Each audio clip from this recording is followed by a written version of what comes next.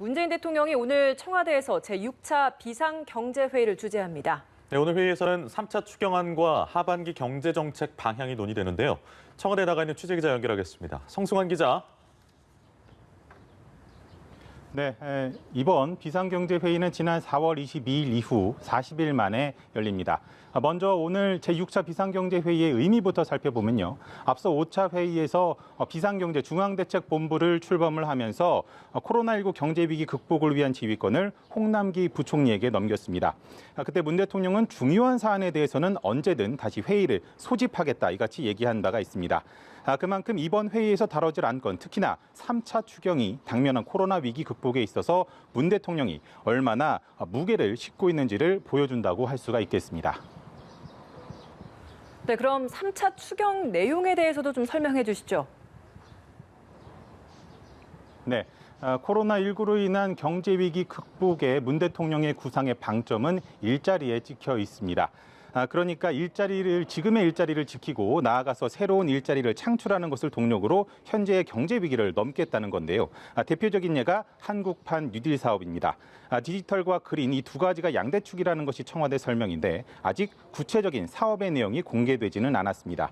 바로 이 한국판 뉴딜의 구체적인 추진 사업들이 하반기 경제정책의 주요 골자가 될 것으로 보이고요. 이를 뒷받침할 재원 마련 방안이 3차 추경안에 담긴다. 이렇게 말씀을 드릴 수가 있겠습니다. 여기에 고용과 사회 안정망 확충, 위기기업 지원 방안까지 3차 추경에 포함이 될 것으로 보입니다. 현재 3차 추경안의 규모는 30조 원 이상이 될 것으로 전망되는데요. 한국판 뉴딜이 어떻게 구체화되었는지가 주목할 부분입니다. 네, 앞서서 당정 협의도 있었는데요. 그렇다면 앞으로 3차 추경안 처리는 어떻게 되는 겁니까? 네. 실기하지 않아야 한다. 문 대통령이 앞서 여러 차례 3차 추경의 신속한 처리의 중요성을 강조를 하면서 한 이야기인데요. 이런 점에서 오늘 회의에서 내용이 확정이 되면 이후 속도전에 들어갈 것으로 보입니다. 오늘 회의에 앞서 당정 협의에서 관련 내용을 조율한 것도 오늘 회의에서 최종 마무리 작업을 한 것이라고 볼 수가 있겠습니다. 정부는 이른 시일 내에 국무회의를 열고 오는 4일 3차 추경안을 국회에 제출한다는 방침인데요. 이 경우 새로 문을 여는 21대 국회 첫 여야 협상 테이블에 3차 추경안이 오르게 되는 겁니다. 앞서 지난달 28일 열린 문 대통령과 여야 원내대표 오찬 만남을 한번 기억을 해보면요.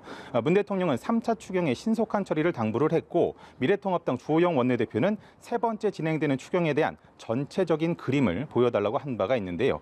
3차 추경 처리에 진통을 예고했다. 이 같은 분석이 나왔던 만큼 177석 거대 여당의 협상력이 어떻게 발휘되는지가 관전 포인트가 될 것으로 보입니다. 지금까지 청와대 춘추관에서 전해드렸습니다.